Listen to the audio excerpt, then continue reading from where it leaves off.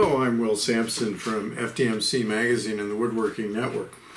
We're in the shop today to talk about a new jig from MicroJig. MicroJig is a company that has come out with all sorts of clever jigs and shop fixtures that help you save time and work more efficiently.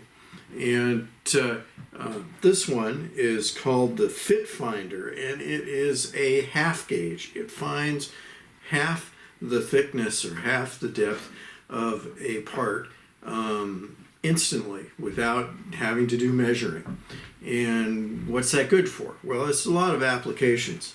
If you were wanting to do a rabbet and you wanted half the thickness of this sheet of plywood, it's really simple.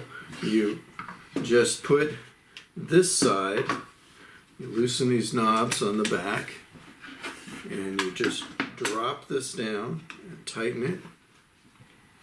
And that measurement is the half. So what do you do with that? Well, if you wanted to set a router to cut that, then you can adjust it right there and get the depth right on that part. It's really handy for doing turnings. You can find the center. Here's a piece. Okay, and so we use the fit gauge. We undo these knobs. We find that half point. And there it is. And I can mark that half and find the center. And it's not just square pieces, it also works on rounds. So, the same idea. I just put the right side of the tool on there, tighten this up, and now I can mark